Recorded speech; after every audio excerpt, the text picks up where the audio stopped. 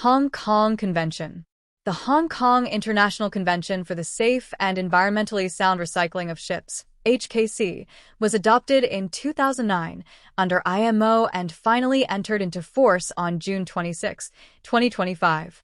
It was developed in response to growing concerns over unsafe and environmentally damaging shipbreaking practices, where the ships are dismantled on beaches under hazardous conditions. Workers face severe health risks from exposure to toxic materials like asbestos, heavy metals, and oil residues, while coastal ecosystems suffered from pollution. The convention was designed to establish a framework to ensure safely, with minimal harm to human health and the environment. 1. Applicability. The convention applies to commercial ships of 500 gross tonnage (GT) and above on international trade. This convention also regulates ship recycling facilities, requiring them to meet specific safety and environmental standards before they can be authorized to dismantle ships. This ensures that only approved yards with proper infrastructure can handle ship recycling, reducing the risks associated with informal and unsafe scrapping practices. 2. Inventory of hazardous materials (IHM). IHM must be prepared for each ship.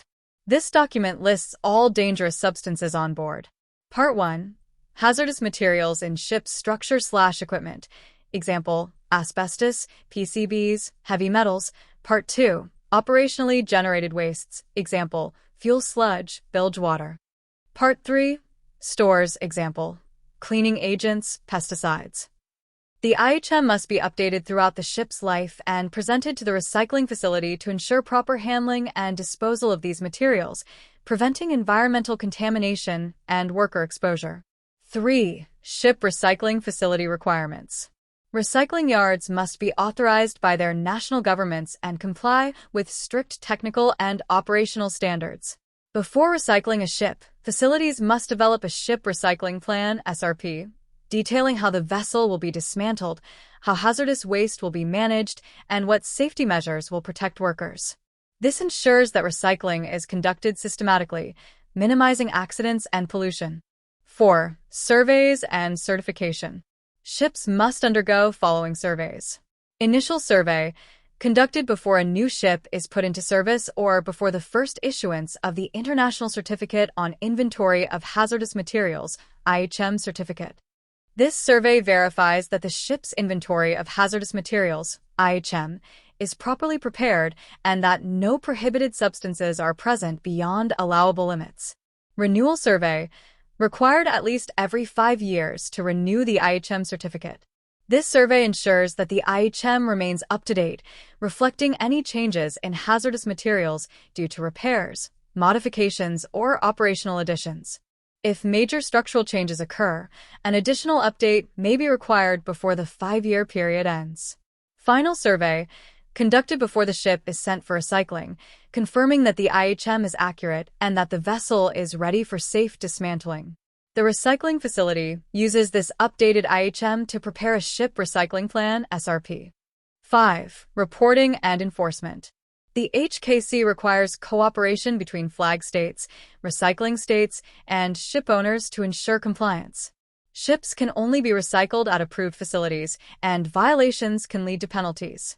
Flag states must ensure their vessels follow the rules, while recycling nations must monitor facilities to prevent unsafe practices.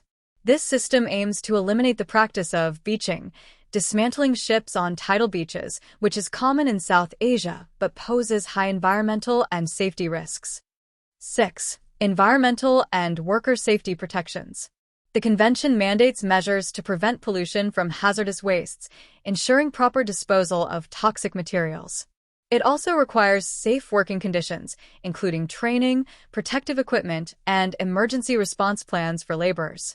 This is a major improvement over unregulated shipbreaking, where workers often face deadly accidents and long-term health issues from toxic exposure. 7. Current status and significance. After years of slow ratification, the HKC finally entered into force on June 26, 2025, once it was ratified by at least 15 countries representing 40% of the world's merchant shipping tonnage. Major maritime nations like Japan, Norway, France, and Panama, as well as key recycling countries, have joined. The convention is expected to transform the ship recycling industry by promoting safer and greener practices. The EU Ship Recycling Regulation, EU SRR, which predates the HKC's enforcement, imposes even stricter requirements, allowing ships to be recycled only at EU-approved facilities. However, the HKC provides a global baseline, encouraging more countries to adopt sustainable ship recycling standards. The list of important documents required as per the convention is detailed for ready reference. Thank you for watching the video. For more marine topics, please subscribe the channel. Please help us with your valuable feedback to improve the contents.